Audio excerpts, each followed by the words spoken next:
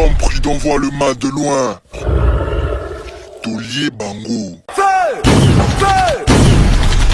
Bon début de la semaine de partout, vous êtes bienvenue dans Tolobe la vie officielle. Tikali tena lo baba obakenda ba longwa mo Kinshasa kala to les autres préférés.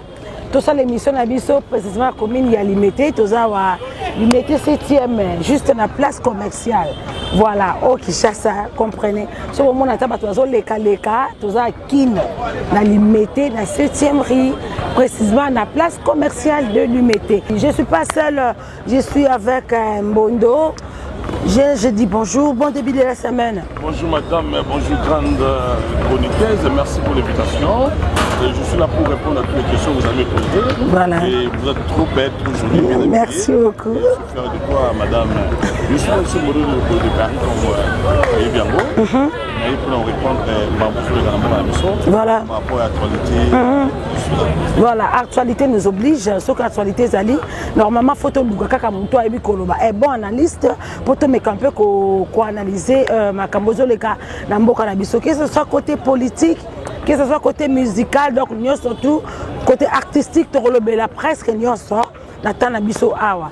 Pour la bateau pour la première fois dans la vie officielle, juste la présentation il y a 5 minutes. Donc, je suis à Mbondo de Paris, vous me connaissez, je suis producteur, je suis metteur en scène, je suis scénariste, je suis comédien. Voilà.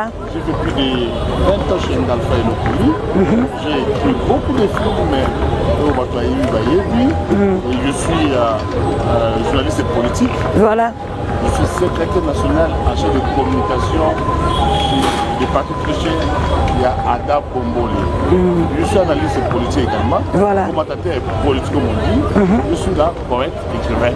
Je suis là pour leur répondre à la question de M. Yokoto Nagaï. Voilà. Voilà, et sans pourtant, là vous avez des détails. Ok.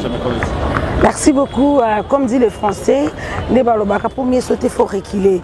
Donc, tous ont un moment qui s'y m'a.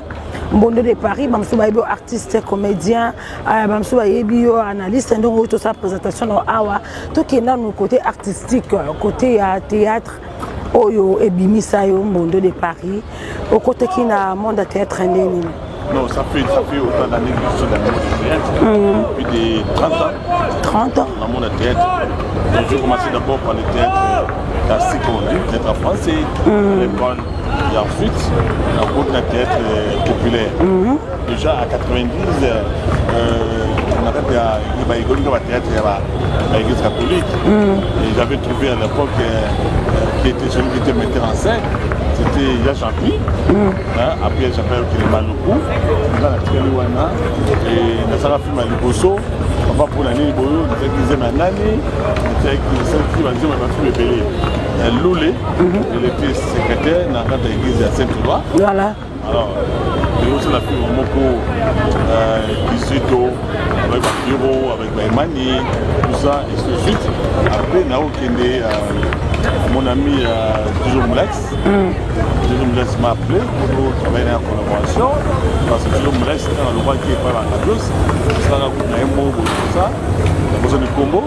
J'étais parti jouer là-bas. Voilà. Alors moi avec les études, dans nos premiers étés, on a ça là-bas, théâtre. Ok. Voilà, les études mélangées, ça posait problème. Voilà. Na Barumbu, il y a un groupe Moko, Oyo, Basalaka. Basalaka, moi j'ai qui a la chambre de Somo. Il y a Freddy. Il y a Freddy. Voilà. Et Tanga Ngenge. Alors toi, il y a Freddy, on va voyager, avec Poto dans la Bengados. Alors le groupe on a étudié la clinique. Ok. Donc là, les groupe on a ma masse là, ma somme, ma étude et ma présidence dans mon émission. Donc on a proposé à donc j'étais toujours matin en scène. Donc là, il est dans la côté de la groupe de Kaba Maman, la groupe de salon. Ok. Il y a aussi un film Moko où j'ai invité Kaba Maman. J'ai produit à l'époque déjà le groupe Salongo. À titre de Papa pour la nuit. Ok.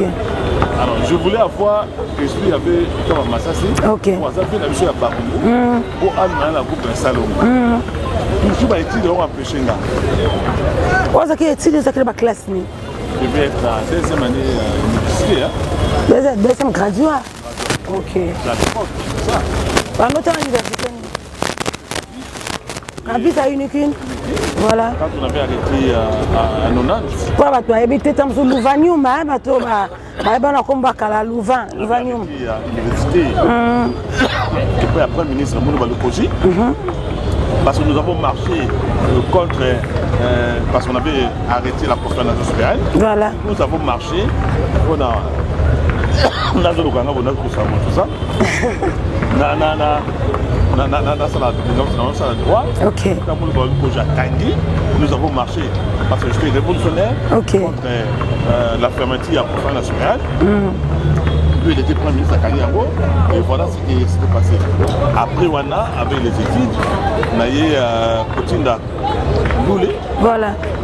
Loulé à Groupe Simba. Oui, Loulé, les Lutumba, les de Lutumba. On a eu la bébé. Bébé a 4 ans, on a eu la Loulé. Les de Lutumba. Ok. Il a eu bébé, les de Lutumba. On a eu les de Lutumba, Loulé. Bébé, c'était un Mami Bokofil, et il y a eu un bateau, il y a un Massassi. Et quand on a fait un groupe, il y a eu beaucoup de Massassi. On a répété sur Rombo. On a après ça, comme il dit, il y a un Salongo, ça n'a pas trop tenu. Voilà. Mais je ne vais pas m'inspirer par le fanal. C'est là où j'ai évolué au Canadien et puis ok. Après, ça la film Parisien refoulé. Oui, le film même pas où il y a ça parce que il y a ça là Bobolo Rasika. Bizamizambi, on a continué à Bizamizambi, et puis on a eu film au bas où il s'est là Makassi, c'est là qu'un Parisien refoulé. Et puis c'est qu'il était devenu très fort. Voilà. Il y a eu facilité dans le film Wana, et ça a écarté à la tour Massa écrit le film, la policière, la major. Déjà à l'époque, Major, quand il est venu, à nous n'avons pas produit groupe. Major Zolo. Ok. Avant ma politique, nous avons produit ça avant la Jimbo. À Oukangaï, pour aller dans Guinée. Parce qu'il voulait me faire sortir au Ninaoubo. Me faire sortir la groupe et à la fin de l'Okouï, dans le premier film. Dans comme ma propriété privée na yemoko. OK. Nazo tomo naye, nazo accompagner na Bayaya, na Ngingiri, na Soui Bango. Nous avons l'histoire, voilà. Là sur le pan hôtel, on va dans l'hôtel. Donc voilà, je revois dans la Tangoana. Et puis on a prince de pas l'alpha, la qui on a travaillé dans la producteur, la musique là, la producteur dans le film. Voilà, c'est parti. Voilà, c'est parti. Mais il faut se c'est qui a fallu parce que moment, on a tiré pour la tête. Imaginez vous évitez d'abord le jour passé à l'antenne A. Dans l'animation, la présentation à l'antenne A. Voilà. Puis on a aussi l'émission avec les puissances, il y a une émission qui livre. Une émission d'analyse et de critique du terrain. Il faut d'abord travailler pour animer Ninoana, c'est facile pour la raille, il y a une émission politique, pas mal politique, homme diplomatique. En 2003-2004, il est sorti meilleur journaliste de la Congo. Ok. Ma trophée Zali. Les années, j'ai des preuves, c'est WhatsApp. Parce que tu as ton micro, tu as preuve. Je vais t'envoyer des photos. Voilà. Ok. Et ensuite, je te trouve affecté dans la CI, Commission électorale indépendante à l'époque, hors d'autorité des médias. Ok. De l'eau au Conseil supérieur audiovisuel. À l'époque, c'était Moutinga. Ceux qui ont été dans la site, il y a autre autorité des médias. On a des photos, on a des sacs, on a des Moutinga. Ceux qui ont été dans la CI, on a des ok. Voilà, parcours vraiment qui te parcours vraiment bien. Mais Mimi Totel à côté artistique Mbondo de Paris. À l'époque, Bino Boreni à Cabo, ça la Parisien refoulé, Ozaki Batonon, Balokouli, ça cartonné. Mais c'est une différence, on a besoin de différence. Parce qu'à l'époque, on a besoin YouTube et était. À l'époque, il y a CD Toloba. Il y a CD na Nicolo, tout ça, YouTube, tout ça, chaîne Nino. Mais il faut comprendre. Qu'est-ce qui se passe aujourd'hui? C'est bien au bassin, vous avez un bon dos, mais bon dos, vous avez rappelé actuel, actuel. Il y a un bon ya attendez. Parce que comme on a vu il faut d'ailleurs savoir une chose. Quand on compte en théâtre, ils ont pour ça la film qui n'a pas de théâtre. Ils ont un théâtre, la télévision. Ok. À l'époque, il y a la radio, vous faites ça longo. Quand on a à l'époque, la télévision. Voilà. C'était pas dans le monde, il y a théâtre. Il y a des forces après le salon. Ça, il faut dire des choses comme ça. Il y a une histoire, il y a un bon avis. Il y a un bon saboter. Nous, on est venus parce que le théâtre, c'était art. Et là, on a trop la télévision, tout ça. C'était à l'époque comme ça. Mais après, je me rappelle déjà dans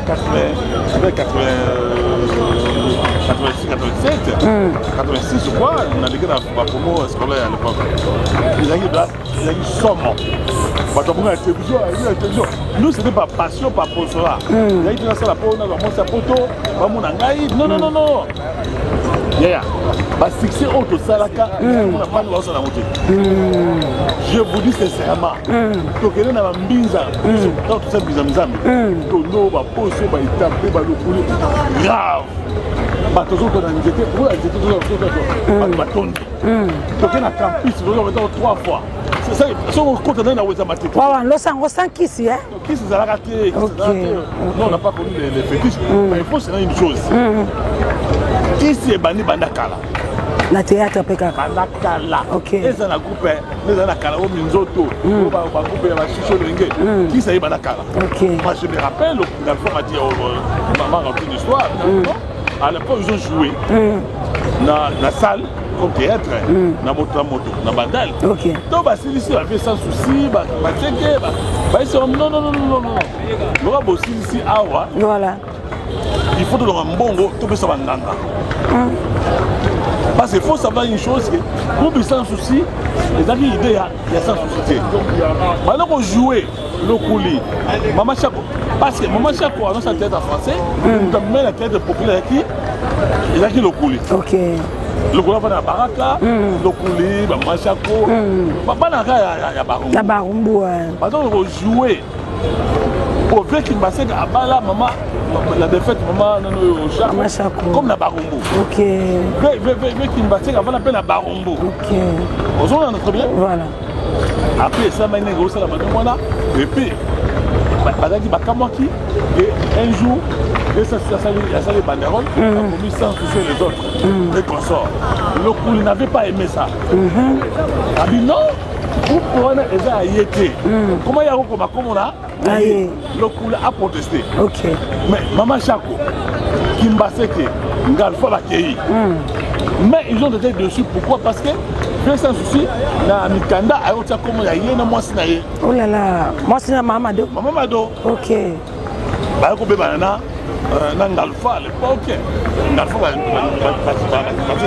mais le Kula Boyaka, pour moi le Kula a une personnalité boyo, il y a son moro il ne parlait pas, mais il était charismatique, il était imposant. Donc ce qui s'est passé, il y a qui s'est nango, Banaka parce que rappelez-vous, tango Chicho le Kawani, Vimangbaou. Bateba Mungita, Bachakala, Babalo Sombo, n'est-ce pas? Voilà. Jojo Moulès, c'est aussi la film, Jojo Moulès, les Amunga. On avait imposé à Moulès, c'est moi qui c'est. On avait dit des choses comme ça à la télévision plusieurs fois. Voilà. Et qui aujourd'hui, on a théâtre, nos autres Tikara. Donc, on nous a présenté. Exactement, Jacques Awanda. Il a TKM. Il a eu des problèmes, il a eu des problèmes entre Mouillon et gauche, là, comme la Bisso. Il a TKM. Ah, ben, tu es quand même à l'époque, ou pas, hein?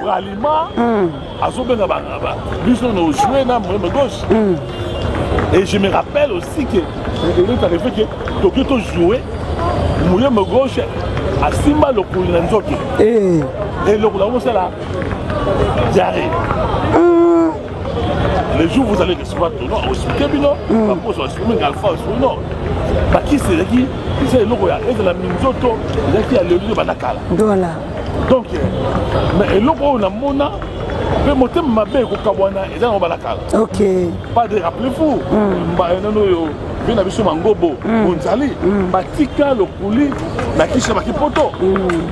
Batika lokuli na kisha ça baké Gabon, bazu munduere baké na ye. Voilà. Donc ba confiance déjà bani balakala. Bana ya bana njili ba mundueri ba aussi un peu groupe na bango ba kenaki ba loin chicho venir. C'était comme ça des choses comme ça se passaient. Mais na tango ya kala makambo na zo mona lelo makambo ba aubergine makambo ya ba concombre aubergine concombre makambo ba lemo na ba question de passer la masse na yo oyo bato nyonso na ba commerce ba concombre na otangi ba aubergine eza bilo ba lambela raza pona kuzina yo yebi ba fila kicho comment non yeba ndenge ni yene attendez au bout de la file on que nous biloko aboso aubergine aboso ba concombre aya que nous sokola na concombre makambo na lo ba makambo yo ya lo lemo batabisapi. J'avais dit ça autrefois dans ton émission que la plupart va faire théâtre, baza ba lele, baza ba tu as le lemon, bata misapi. Ba moi ba yako yebisa ko. Non, je sais de quoi je parle. Je t'ai producteur, je te mettais en scène. Je sais de quoi je te parle. OK. Donc pratique oyo diabolique satanique au dans monde du théâtre oyo. Il y a bana mi parler ba comme ba double sim. Et c'est là katina kala. Mon mobile a comment à ça double sim. À ça là. Non, ça ne sait pas. Voilà. Et c'est maintenant que le théâtre solo ne va pas partir dans le côté makasi. Dans une zone zingé. Je vais vous dire une chose. Quand on a point série, lui sur Batono, va poser tout dans une société. Parce que l'argent que nous on touché là. Par exemple, la scène du film, par exemple, qui parlait de nous avons $150. On a trouvé. Placide, on avait des producteurs comme Placide, un grand producteur. On dit qu'il y a du cabal, il ne faut pas blaguer. Voilà. Donc, c'est-à-dire qu'il y a un enfant qui va empêcher Bino pour qu'il y ait une zone zingité. Si on peut à l'époque, on dit que ça va une zone zingité, il y a le côté. On a trouvé. Voilà. Maman Kalou a un point serré, on a arrêté. On a trouvé. Sur point serré, on se conseille, il va être grand. On va faire un bateau, ça ne va pas. On a un jeune talent de Bando. Nous, à l'époque, on travaillait avec Védal. Tout le monde a un professionnel facile, a des photos. Tout le monde avait souké. Le souké, à la cinéaste. Nambala liboso na kende nzonzi. Yaya, la va jouer tellement. J'ai trouvé un garçon, il y a 9 ans. Maintenant, c'est des fiotti. Je vais jouer pour voilà.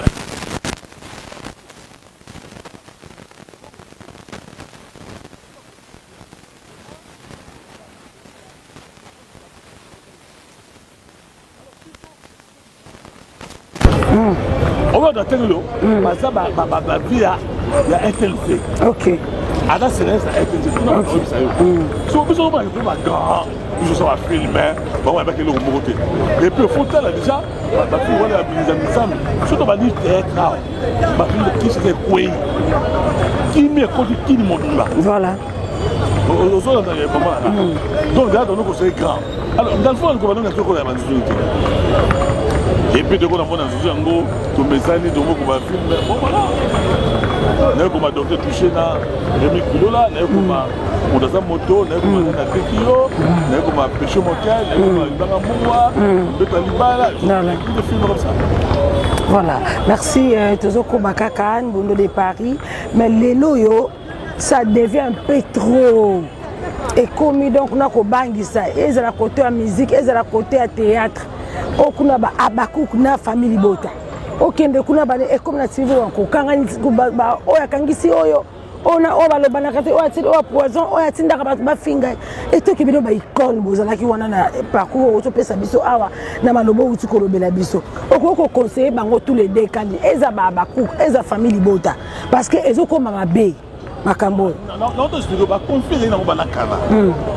Au moins, par exemple, tango mangwaou ba longwe, mangwaou ba moulaïse, ba tchakala, ba moulita, quand ba longwe on s'en nouvelle lengé.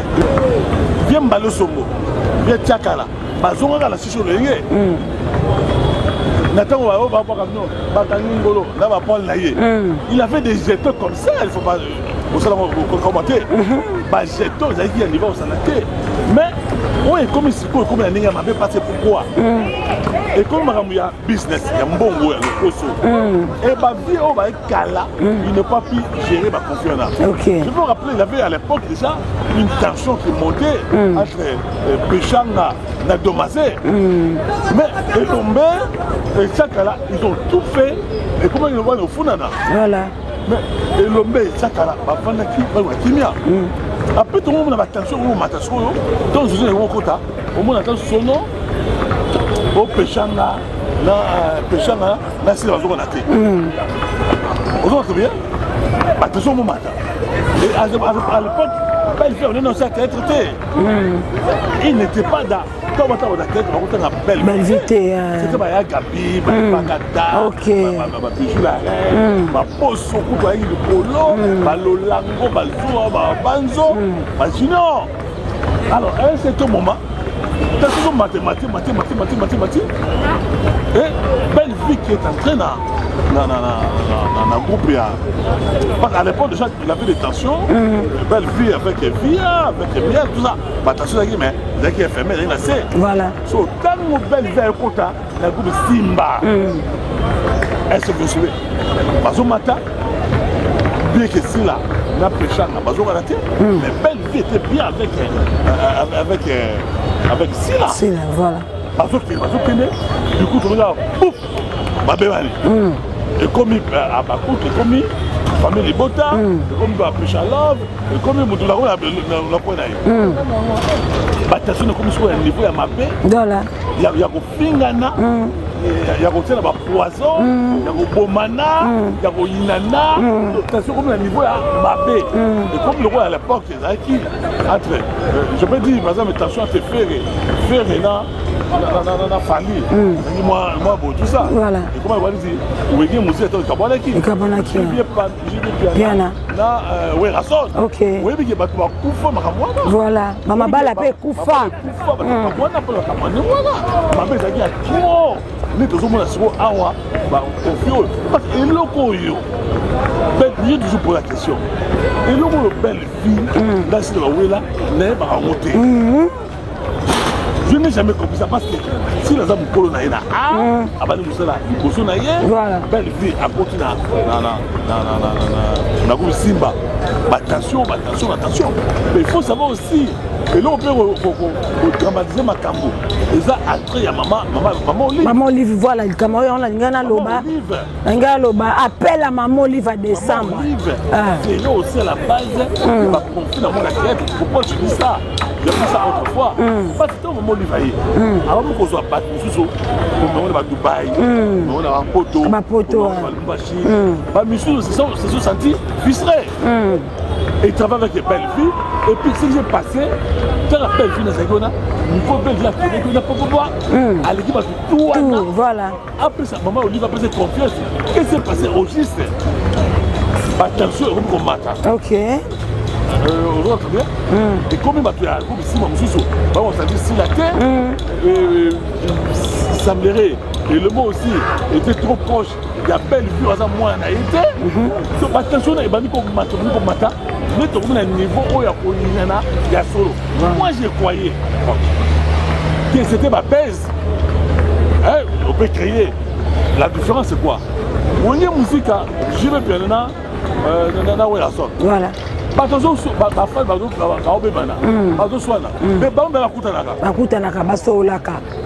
sont des amis. Mais où il y a belle fille, là où il y a Silla, c'est compliqué. Les hommes, il y a solo. Aussi, ma copine, ma cousine, ma nani, ma voisine, plus de la quantité. Mon dos m'a dit qu'il faut qu'il y ait un alpha. Mais si on a vu qu'il non, on a des cartes à pas mal. Ma personne dans groupe, ma personne dans alpha des cartes. On a nazwa, on a natika. On a natika alors. Mais sauf qu'il au monde, comment on appelle ça? Et pas Elombe, pas c'est pas la carte. Et pas il y a Neno, et pas il y a Bassou, pas dans la carte. Comment prendre Siri dans la carte? Donc ça a énervé beaucoup de gens. Ok, comment ça veut dire? Voilà. Nous sommes créés par division. Et comment on a fait la division? On a mis les aubergines, le lemo, il y a Moua, il y a Moussapi. on a dit que les lesbiennes mobile na mwasi na ye aboye wana pe comme mobile azu mwasi mususu kaba on a bango ba confirmer trop aussi moi makangu na yo mobile na poto oni abeto mosizo aussi mobile na yo mo passe na kopana te vie privée vie intime ya mutu voilà comment exposer on a mis ça vraiment so si mobile na yo poser besoin que ça mobile et tant on balance la ici ba caméra na yo na théâtre ba boto lui ba diaboliser yo aussi moi c'est yo parce que nous souvent avec aussi moi si pendant la répétition pendant le temps on a moi soana bon pas nous mais basanga et comme akambo au moins maman mko ya théâtre kala jeune garçon mo bimisika kwa ça moi c'est la poto ata na mutuka ati ba fo de te belé na ndolo azo maintenant maman mko ya théâtre pas venir ensemble pas mettre la bêtise moi na mki pas bien ça sur maman mko o ke pas na iba ko bimana yo et comme moi salito wana buzo wana makamo ba président ba faire théâtre et d'ailleurs on la kala mtako saudi abuna za faire sika président une fois a croquer savourer président ça peut se mettre en scène maintenant ça peut se faire répétition ça peut se réaliser caméraman c'était commissaire pour comprendre tant ba politique ba yé peu susu ba comme strana basi de niveau ça là au moment tu as signé théâtre pour appeler ça une longue il faut foutre dans la chambre c'est que c'est pas faute ba fille en non bien la chambre kendeni on a ce genre de faiblesse on a la pose au yebana parce que c'est pas avec pas oh bah c'est la neni tu as ça tête maman la ça caleçon c'est soutien on tombe na poto comme si on a poto on a caleçon on a la soutien et comme vraiment non je te dis comme on a commis comme si on a moi si aïe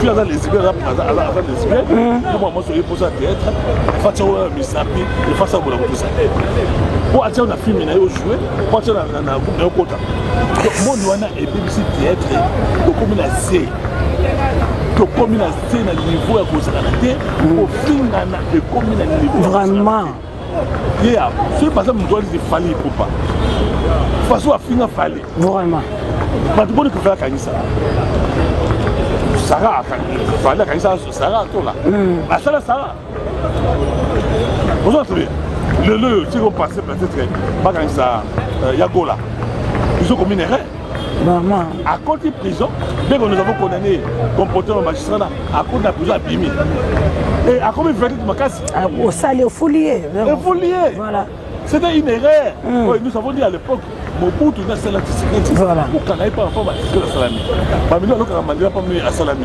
comment moudali la télévision a fini yo tout déjà on a élevé la dignité basila ma belle fille ça élevé la dignité voilà comment est-ce que moudali a élevé la dignité yo nous avons pas molio comment on finit à moudou on finit yo il faut que ça moutona c'est on a ça va dire ça finit à c'est ça non il y a un peu qui sera monité mon appel maniqué à répondre à Cindy à Kanza Cindy maniqué à foula maliso sous c'est une erreur voilà Cindy juste moi si à mon conseil vous avez dit mon wana on dit que les gars est dans la passe là à que la pêche à fio ayo na lekio na Kanza donc Kanza ça nini on va ici voilà et ça la bloc oh il faut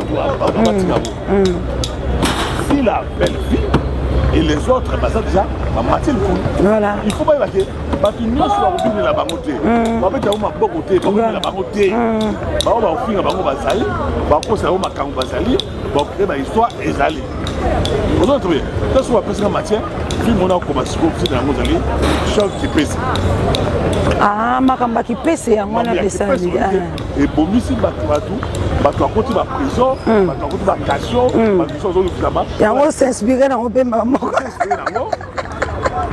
de Paris on va tout voler hein non il faut que les gens là qui pèsent oh qui pendant c'est kuna oh il faut ça la tout peut-être après monsieur Belobi avec un modéro pour modéro va jouer oh je sais ce modéro mais modéro pas tirer plainte kuna non acteur comédie va jouer oh donc gens là qui pèsent na ko kele luka na no belle vie na le monde a dit nous ça la belle vie à rejouer film là to ça va combiner si la rejouer film là pas dit m'a pas rejouer alors non va jouer te prendre la goal a rejouer maman Thérèse a rejoué oh Mahomet a rejoué et l'homme a rejoué Nalva a rejoué et là la film a commis C'est le producteur en face de la Chico.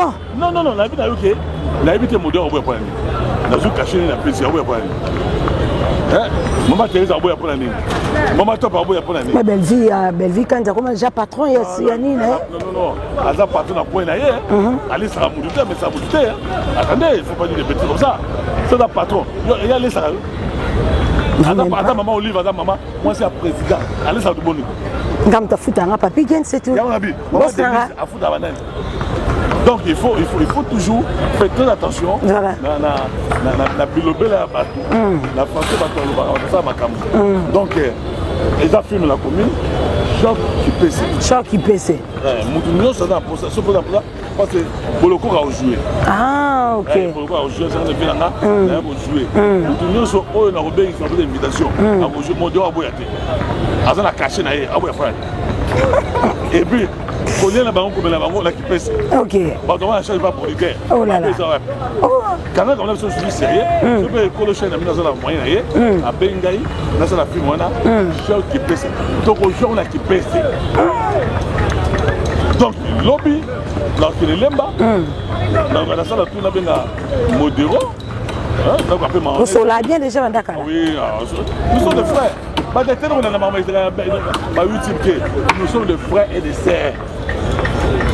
Si on avait une belle vie pour l'année, peut-être que ça a tenté parce qu'à cause de patron, à cause de belé, tu vois.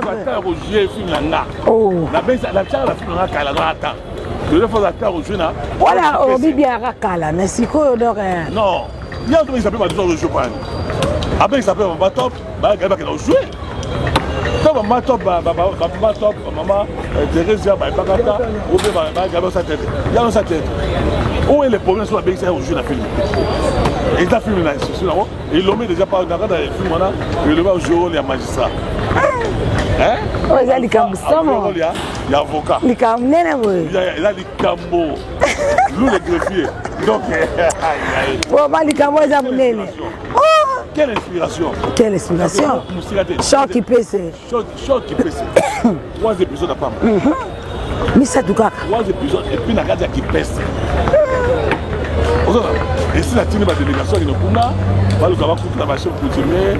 On a nini. Voilà. Maman Thérèse a bouillé. Est-ce que peut-être à un moment donné, si la personne bon, on a bouillé pas. Et peut-être un peu de soupe pour les gars mis à jouer. En tout cas, il va jouer. Voilà. Ça filme, tout ce que moi, mon côté, il y a ma théâtre. Moi, conseil, vu que ma cambo sont désolés, étant que yo, icône nous a assis, conseil, nous repère ça, balé qui n'a eu. Non, conseil, nous repère ça, pas coupé. Pour finir, on m'a bé. Si par exemple, on a montré assis là, qui passe à la télévision, ou dans YouTube, le bel macambo est ici là. Voilà. Elle va naïe, voilà naïe, ça naïe. Aux hommes de la famille Libota, viens parler de ça. Voilà. Aux hommes, par exemple, Karine n'est pas là. Viens parler. Moi, Karine n'est pas là, m'a invité. Karine n'est pas là, mais c'est là. Des films, à quel principal. À Tiangaï, la joie. Et après, c'est un longa. À Tiangaï, et Karine n'est pas là, elle va jouer. La chose qui pèse. La chose qui pèse, Karine n'est pas là, elle va jouer. Ma sœur, il faut jouer. Il y a des avocats. Ok. On peut dire la pression. La pression par rôle, la pression paquet. La pression paquet, c'est ça. Ok. On peut être là, ok. Oui, on peut essayer. Adam ok. Moi, tu dois jouer. Voilà. Voilà, Modéro, on est sur fou. Mais non, bien, yo, zo bêta, c'était la Modéro. Il y a des Camboza. Voilà, parlons un peu de la politique. Voilà. Oh là. Parlons un peu de la politique. Tout le monde a procureur au Azaki n'a procès. Il y a deux faits politiciens opposants au assassinat qui nani Chéribin Okende et a eu sa conclusion finale de dossier qui a se suicidé qui. Donc madame, c'est un dossier beaucoup sensible. Voilà. Na chaîne Nangaï Mbondo Sakouna TV. Ok. Ok. Je fais toute une émission. Voilà. Sur la mort, l'assassinat de Chéribin. Voilà. Je me suis posé la question. Chéribin, pardon. Je me suis posé la question. Si l'assassinat, il y a Chéribin Okende. Qui est mon ami? Ton ami. Il est passé dans mes émissions à plusieurs fois. Voilà. À l'époque où je recevais Chéribo Okende, Franck Diongo, n'est-ce pas? Maître Koko Kayudi. Koko Kayudi, oui. Qui était avocat de la République. Je recevais Badi Bangui, Mokia, Kalomo, ici. Ce sont. Va passer, va vraiment président de l'Assemblée nationale. Voilà. Il y a promesse. Va passer par là. Ça m'a choqué. Nous avons senti parce que même si on dit, j'ai fait une analyse journalistique. Pas comme un expert, un technicien de la matière. Ok. Le procureur de la Cour de cassation, quand il est passé pour la première fois, il dit ceci. Nous avons arrêté le coupable. Ou nous connaissons le coupable. Voilà. Il s'est dit que on a assassiné, on l'avait tiré 3 balles à la tête. Lui, le procureur qui a dit ça. Le procureur de la Cour de cassation a dit ça. Ok. En dehors de ça, après, ça donne une complication. On dit que Chébé a donné la mort. Nous, on se pose la question comment Chébé a pu se donner la mort. Ça veut dire que Chébé, Chéribin, toi aussi. Chéribin Okenda. Parce que j'ai parlé aussi à. Vous êtes Chébé. Chébé Okende, c'est moi. Pour comprendre, là, il s'appelle un abscisse. Voilà. Chéribo Okende. Comment il se donne la mort? Il quitte chez lui à la maison. Il vient le matin dans la cour constitutionnelle. À quel avion à 16h, il se donne la mort. On dit avec le mot Awa, et Bimi Awa, il tombe Motoka. Il va, Mundu Kwana, il y a garde du corps. Comment garde du corps s'est trouvé que Chéribo Okende, Chéribo Okende, Mundu Kwana garde du corps dans un Ouat. On posait la question à sa femme qui dit qu'un mois avant, Chéribo Okende, il avait eu des dépressions. Hein, comment on dit, des dépressions, tout ça. Un dossier, il faut. Parce qu'il avait des experts. Il y a Belge qui était là. Expert sud-africain Bazalaki. Voilà. Expert Nabiso Bazalaki. Ok. N'est-ce pas? Alors, par contre, ma petite conclusion. Je me pose la question. Est-ce qu'il y a expert les rapports, il y a des experts. Est-ce que ces experts-là, ils ont été achetés, manipulés, mais comment? Vraiment. Là, je me pose seulement la question de savoir. Comment ils disent, comment ils se donnent la main? Pourquoi il ne s'est pas donné la main chez lui à la maison? Pourquoi il n'a pas poisonné? La voiture. C'est une question peut se poser. Comment l'expert, comment le procureur de la Cour de cassation s'est contredit? Est-ce que sa femme serait qu'elle complice à Mamouya Liwa? Est-ce que l'expert, il y a Monesco, il y a deux conjoints, il y a la Nations Unies, parce que la fille est-ce que l'expert va manipuler à acheter? Vraiment. C'est une question peut se poser. Ce n'est pas normal. Quelqu'un qui a été député, il a été ministre, administrateur, voilà. Il se fait assassiner, je ne sais pas moi comme ça, on parle de suicide. Il faut qu'on le dise.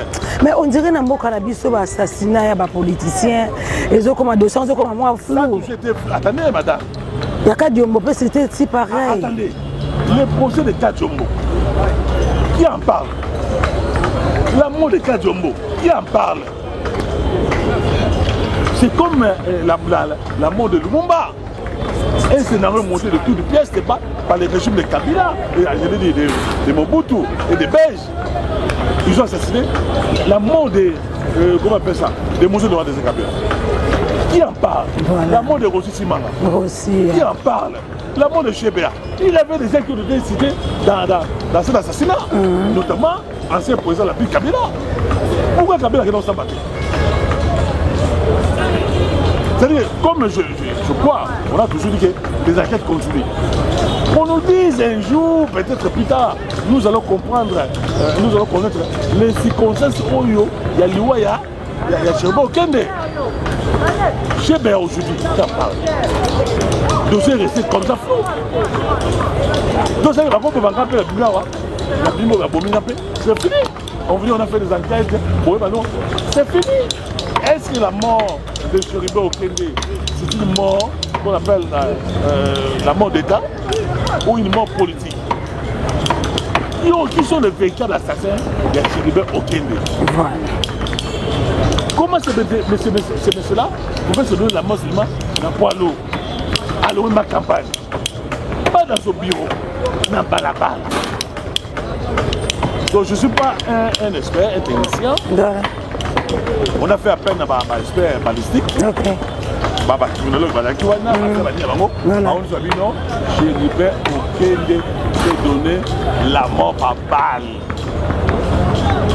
Et que sa femme aurait dit que son mari avait des dépressions avant sa mort. Toutes ces questions-là, il faut se poser. Non, nous avons, moi je crois, il a fallu que ces procès-là.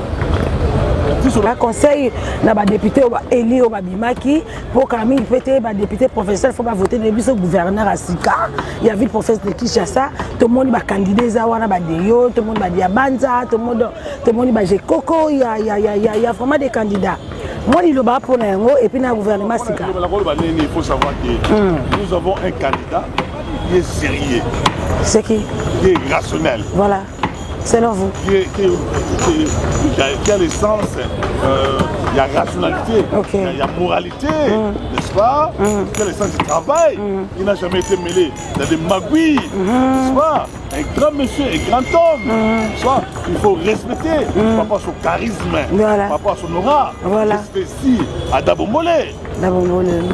Ada Bombole aussi mérite d'être gouverneur parce qu'il a une vision prévoyante. Ok, Ada Bombole a une vision, mais c'est quand même, je veux me prendre en gros, je viens de parler. Donc je me dis, par rapport aux élections de gouverneur, moi je crois, les choix judiciaires, les choix pour les Quinois. Voilà. Les Quinois veulent avoir un homme qui est sérieux, qui est intègre, qui n'est pas dans les bagouilles, qui ne cherche pas des intérêts personnels, égoïstes, qui n'est pas un criminel économique financier. Ce choix-là, c'est Ada Bombole. Voilà les choix judiciaires. Nous appelons la nouvelle fréquence pour la ville de Kinshasa, pour que Kinshasa soit comme Paris, n'est-ce pas? Où il doit mettre fin à la criminalité, n'est-ce pas? Surtout criminalité, ils ont les camis. Ah, il y a un outil. Pour le remettre partout. Donc quand vous lisez quand nous lisons la vision d'Ada Bombole, au moins que non, c'est un homme qui est droit, il est conséquent, il est juste, il est animé par les sens, il y a moralité, il y a civisme. Par exemple, la Posa Mboka Oyo, je vais écouter ça. Au début, à l'époque déjà, en 2006, il était candidat gouverneur. Voilà. Il était la manipulation avec Kimbuta, n'est-ce pas? Mais aujourd'hui, la ville de Kinshasa a cette volonté. Voilà. Donc, il ne faut pas mettre à la tête de la ville de Kinshasa une part d'aventuriers, une part de criminels économiques et financiers. Et l'homme qu'il faut, il a fait preuve, il y a gestion, il y a l'entreprise qui n'a jamais tombé en faillite. C'est cet homme-là qui n'a pas besoin d'argent. Parce qu'il a l'argent, n'est-ce pas? Donc c'est Ada Bombole. En rapport avec la nomination des premiers ministres, nous voulons un homme sérieux. Félix Tshisekedi doit se départir des chantages, voilà. Tout ça. Il doit se départir dans le charlatan. Au moment où je suis en train de parler, je sais que beaucoup de gens, beaucoup de Bandanga, vont nommer Bango. On ne peut pas faire du chantage au chef de l'État. On ne peut pas intimider le chef de l'État. C'est le choix. Voilà. Il nous a dit qu'il doit corriger les erreurs du passé. Voilà. Il ne faut que les erreurs, oh, c'est la maquille, elles ont un souci. Je sais, vous savez de quelle manière l'élection d'abord M. Dekaki. Députés fainéants paraissaient, des gens qui sont allés là-bas, peut-être, je ne dis pas tous les députés, non, je dis beaucoup de quelle manière ils sont arrivés là-bas. Voilà. Mais tu peux avoir confiance. On fait confiance au chef de l'État. Nous sommes dans une période cruciale où le Congo est agressé. Et nous avons le droit de nous faire la guerre, n'est-ce pas, par procuration. Il faut un gouvernement sérieux. Parce qu'avec Samba Lukonde, il a échoué depuis le Premier ministre. Excusez-moi, aucune initiative. Bien qu'on connaît ces dossiers-là, il y a Bukaranlos avec Matata. On a senti que Matata était, et il avait des idées. Il innovait, il inventait un bloc. Mais le Premier ministre Samba Lukonde est resté trop fainéant, trop paresseux. Donc je crois le président doit nommer des gens sérieux. Ok. Des gens qui ont l'amour du patrie. Des gens qui ont l'amour du patrie, on va sacrifier vie à Bango, on va intégrer dans mon personnalité, pas des criminels économiques et financiers. Matouane va travailler depuis Mobutu, depuis Kabila le père, Vraiment. Kabila fils. Est-ce que Batumissou va rater ou remplacer Bango? Monsieur le Président. Question peut te mettre tout d'accord. Batumissou va rater. On va remplacer Batouana. Car la même Milongi, la même combo. Ils ont échoué. Ils n'ont rien foutu. Donc, je pense que le premier ministre va sérieux. Voilà. Ah, ça sérieux. Ok. Pas de nomination fantaisiste. On a un souci à Mboka. On a un souci à Mboka. On a un souci à dollar. C'est la première que vie sociale congolaise est changée. C'est tout vie sociale. Quand c'est place commerciale, saleté partout. MCD, c'est dans le saleté, c'est dans le coin qu'on a. En plein centre-ville, voilà. Et puis ce n'est pas normal. C'est il faut décrier ça. Donc nous pensons que Adam Bombo qui est un homme intègre, sérieux, qui a le sens de moralité, du travail, il mérite à diriger quand même vu des choses. Ok. Merci beaucoup. Merci pour la disponibilité à Tanayo. Tu as autant de minutes parce que tu as des choses à faire. Merci. Tu as comme une émission dans ce cas. Moi, je vais seulement dire, je ne vais pas maman Zozo la haine, maman Nzambé, maman Zozo la haine, maman Nzambé, maman Kati, déjà Yoshua, déjà tous les Abakou. Voilà. Pour ça, Yoshua, mais on dirait que ça partit de Abakou. Moi, je suis Silachou. Silachou. Ok. Donc, bien de le la Sila, la mission Zobala. Au Liban, on faisait un solo. Il doit se marier bien. Oh, félicitations, Mams Pomba Sene. Je peux faire la mignon, les gars. Il est chic là. Voilà. Il est charmant, notre beau-frère. Oh là là. Je peux se mouiller, été. Quand tu montes ma baie, il faut gagner Pakistanais, Burkinabé, Indien, Libanien, au Pékissioté. Oh là là. Donc, bientôt, c'est moi qui dois animer ce match. Il y a Mams Pomba Sene. Il y a Pams. Donc, père des Abakouka. Si on a monté ma baie, on a monté le cas pakistanais. On dit indien, on a dit chinois.